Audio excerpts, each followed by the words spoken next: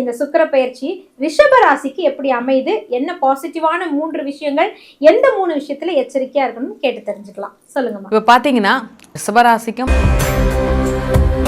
நம்ம இதுக்கு முன்னாடி நிறைய கஷ்டத்தை பார்த்தாச்சு, நிறைய ஒரு வேலையிலையும் சரி ஒரு தொழிலையும் சரி நிறைய போராட்டத்தை பார்த்தாச்சு. நிம்மதியான தூக்கமே இல்லைன்னு சொல்லும்போது இப்போ எல்லாமே சரியாகிக்கிட்டே வந்துக்கிட்டே இருக்குது. அப்படிங்கும்போது நகை சம்பந்தமான விஷயம், கடன் சம்பந்தமான விஷயம், அதாவது இது வரைக்கும் உங்களுக்கு சேமிக்கிற எண்ணம் இருக்காது, இல்லை சேமிக்க நினச்சாலும் சேமித்து வைப்பீங்க, நம்மளுக்கு தான் தடை ஏதாவது ஒன்று வந்துக்கிட்டே இருக்குமே. உங்களுடைய உடல்நிலை வந்து உங்களுக்கு பெரிதளவில் எந்த பாதிப்பு இல்லைனாலுமே சில நேரங்களில்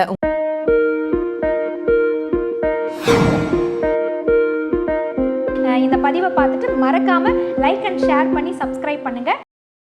ஆர்த்தி விலாக் நேயர்கள் அனைவருக்கும் அன்பார்ந்த வணக்கம். இந்த பதிவு உங்கள் கண்களில் படுது அப்படின்னா உங்களுக்கு சுக்கிரனுடைய அருள் வந்து கிடைக்க போகுது அப்படின்னு அர்த்தம். மனம் நிறைந்த வாழ்த்துக்கள். ஸ்கிப் பண்ணாமல் பாருங்கள். ஏன்னா இப்போ நம்ம பார்க்க போகிற இந்த பதிவு சுக்கிர பயிற்சி எப்படி ஒவ்வொரு ராசிகாரர்களுக்கும் அமைய போகுது, அது என்ன மாதிரி பாசிட்டிவிட்டியும் நெகட்டிவையும் கொடுக்க போகுது, எந்த விஷயத்தில் நம்ம எச்சரிக்கையாக இருக்கணும் அப்படின்றத நம்ம தெரிஞ்சுக்க போகிறோம். ஸோ பொதுவாகவே சுக்கிரன் அப்படின்னு எடுத்துக்கிட்டாலே கலைகளுக்கெல்லாம் உகந்தவர் அப்படின்னு நம்ம சொல்லுவோம், அழகுக்கு உகந்தவர் அப்படின்னு சொல்லுவோம், திருமண தாம்பத்தியத்திற்கு வந்து மிகவும் உரியவர் அப்படின்றது நம்ம எல்லாருக்குமே தெரியும். அந்த சுக்கிரனுடைய பெயர்ச்சி அப்படின்னு பார்த்தீங்கன்னா அப்ராக்சிமேட்டாக ஒரு மாதத்திற்கு ஒரு முறை வந்து பெயர்ச்சி அப்படின்றது நடைபெறுமானா, இப்போ வரக்கூடிய இந்த சுக்கிர பெயர்ச்சி எந்த தேதியிலிருந்து எப்போ வரைக்கும் நடக்க போகுது, இந்த பெயர்ச்சியினால் எந்தெந்த ராசிகளுக்கெல்லாம் என்னென்ன மாற்றங்கள் நடக்க போகுது, எல்லாருக்குமே வந்து சுக்கிர யோகம் இருக்கா, யாருக்கு சுக்கிர தசை இருக்குது, இது எல்லாமே தெரிஞ்சுக்கிறதுக்காக தான் நம்மளுடைய ஜோதிட அரசி யோகப்பிரபா அவர்கள் இங்கே வெயிட் பண்ணிட்டு இருக்காங்க. ஸோ அவங்களுடைய கன்சல்டேஷன் வாங்கக்கூடிய எல்லோருமே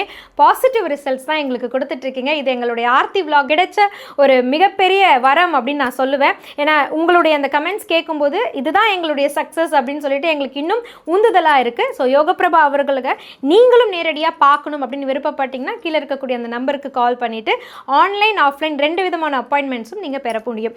வாங்க இப்போ நம்ம அவங்கள மீட் பண்ணலாம். வணக்கம்மா. வணக்கம். ஸோ ஒவ்வொரு முறையுமே வித்தியாசமான பல விஷயங்கள் நம்ம சொல்லிட்டு வரோம். ஆனால் பெயர்ச்சிகள் அப்படின்னு எடுத்துக்கிட்டாலே பிரதானமாக பார்க்க போகிறது வந்து சனி பெயர்ச்சியும் குரு பெயர்ச்சியும் பார்ப்போம். இந்த சுக்கிர பெயர்ச்சி அப்படின்றது கண்டிப்பாக பார்க்கணுமா, அது அவசியமா, அதனுடைய முக்கியத்துவம் என்ன அப்படின்னு ஃபஸ்ட் சொல்லுங்களேன். பொதுவாக வந்து பார்த்தீங்கன்னா முதல்ல வந்து சுக்கிரன் பகவான் வந்து கன்னியிலேருந்து துலாம் ராசிக்கு தான் பெயர்ச்சியாகி வரார். அது மட்டும் இல்லாமல் நம்மளுடைய உச்சகுரு வந்து என்ன பண்ணுறாருன்னா இயற்கை சுவர் உச்சகுரு வந்து கடகத்தில் பெயர்ச்சியாக இருக்காரு, நம்ம சனி பகவான் மீனத்தில் இருக்காங்க.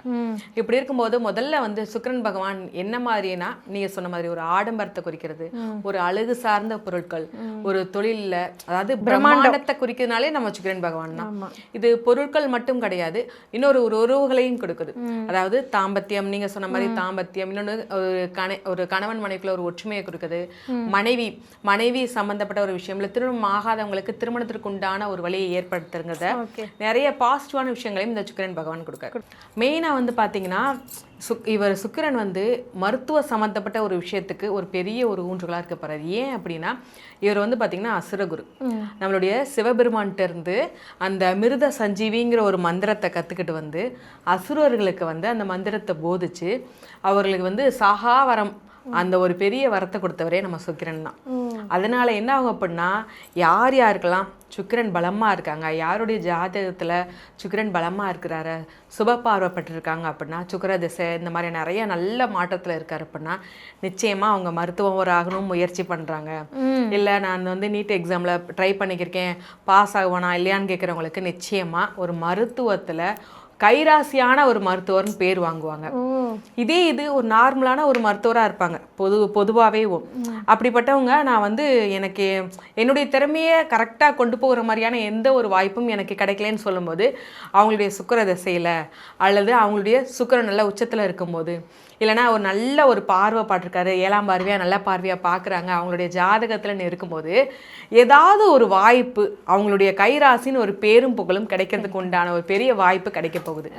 அது மட்டும் இல்லாமல் இந்த காலகட்டத்தில் புது வகையான மருந்துகள் நிறைய ஒரு சில வியாதிகளுக்கெல்லாம் மருந்தே இல்லை.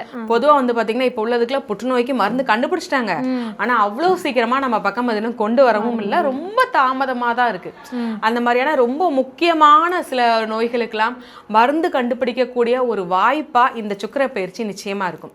ஸோ பொதுவாக பெரிய ஆடம்பரம் அழகு கலைன்னு சொல்லி என்ன ஒரு இது இருந்தாலும் இந்த மருத்துவ உலகத்துக்கு வந்து ஒரு பெரிய ஒரு உதவியா இருக்க போறது சுக்கிர பயிற்சி, சுக்கிர பகவான் தான். இப்போ புரியுது சுக்கிர பயிற்சியை ஏன் பார்க்கணும் அப்படின்னு சொல்லிட்டு. ஸோ நீங்க இந்த பதிவை பார்த்துட்டு இருக்கீங்க அப்படின்னா 12 ராசியில உங்க ராசிக்கு இந்த சுக்கிர பயிற்சி என்ன பாசிட்டிவ் அண்ட் நெகட்டிவ் கொடுக்க போகுது, இதற்கான வழிபாடு முறைகள் என்ன, அண்ட் இதற்கு வாழ்வியல் பரிகாரம் என்ன, இது எல்லாமே தான் நம்ம கேட்டு தெரிஞ்சுக்க போறோம். வாங்க ஒவ்வொரு ராசிகளா நம்ம பார்க்க ஆரம்பிச்சிடலாம். அடுத்து இந்த சுக்கிர பயிற்சி ரிஷப ராசிக்கு எப்படி அமையுது, என்ன பாசிட்டிவான 3 விஷயங்கள், எந்த 3 விஷயத்துல எச்சரிக்கையா இருக்கணும் கேட்டு தெரிஞ்சுக்கலாம். சொல்லுங்கம்மா. இப்போ பார்த்தீங்கன்னா ரிஷபராசிக்கும் துளாராசிக்கு அதிபதி தான் நம்ம சுக்கிரன் பகவான். அவர் துலாத்துல இருந்து நம்மளுடைய மேசத்தை பார்க்குறாரு. அப்படி பார்க்கும்போது என்ன மாதிரியான மாற்றத்தை கொடுக்குறாரு அப்படின்னு சொல்லி பார்த்தோம்னா, முதல்ல வந்து ஒரு நல்ல விஷயம் என்னதுன்னாப்பா, நிம்மதியான தூக்கம் வரப்போகுதுப்பா. நம்ம இதுக்கு முன்னாடி நிறைய கஷ்டத்தை பார்த்தாச்சு, நிறைய ஒரு வேலையிலையும் சரி ஒரு தொழிலையும் சரி நிறைய போராட்டத்தை பார்த்தாச்சு. நிம்மதியான தூக்கமே இல்லைன்னு சொல்லும்போது இப்போ எல்லாமே சரியாகிக்கிட்டே வந்துக்கிட்டே இருக்குது. அப்படிங்கும்போது இந்த காலகட்டத்தில் நிம்மதியான தூக்கத்தையும் ஏற்படுத்தி தராரு. ரெண்டாவது ரொம்ப முக்கியமான ஒரு விஷயம், வெளிநாடு சம்மந்தப்பட்ட வெளிநாடு போகிறதுக்குண்டான ஒரு வாய்ப்பு, இல்லை வெளிநாடு வருமானம்னு சொல்லி இந்த 2 விஷயங்கள் உங்களுக்கு ரொம்ப மெயினாக நடக்க போகுது. இல்லை படிக்கணும்னு சொல்லி எதிர்பார்க்குறவங்களுக்கு படிப்பு சம்மந்தப்பட்ட விஷயமும் ஏற்பட போகுது. ரொம்ப முக்கியமாக மூத்த சகோதரர் உங்களுக்கு உதவி செய்ய போகிறாங்க. மூத்த சகோதரர் அல்லது சகோதரி உங்களுக்கு உதவி பண்ண போகிறாங்க, ஒரு பெரிய சப்போர்ட்டாக இருக்க போகிறாங்க.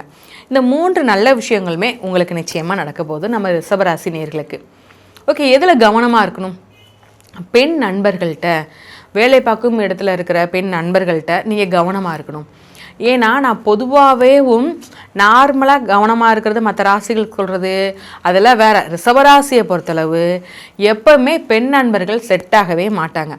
அது நீங்கள் சின்ன வயசில் இருந்தாலும் சரி, பெரிய பிள்ளை ஆகிட்டீங்க, திருமணம் ஆகிடுச்சு அப்படின்னாலுமே உங்களுக்கு பெண் நண்பர்களாக தான் ஒரு பாதிப்பு. ஒரு இடத்துல நீங்கள் வேலை பார்த்துக்கிருக்கீங்க, அப்பயும் பார்த்தீங்கன்னா உங்கள் வேலையில் ஒரு பிரச்சனை, அதுலேருந்து நீங்கள் வெளியில் வரணும்னா ஒரு பெண் நண்பர்கள் தான் அதுக்கு காரணமாக இருப்பாங்க, பெண் தோழி தான் காரணமாக இருப்பாங்க.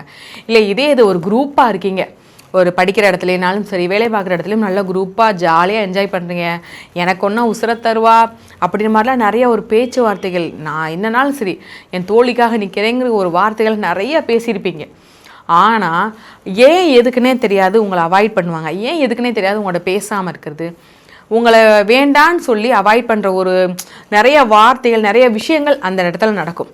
அது அவமானப்பட்டு நீங்கள் வெளியில் வர்ற மாதிரி இருக்கும். ஸோ நீங்கள் பொதுவாகவே என்ன பண்ணிடணும்னா விலகிடணும்.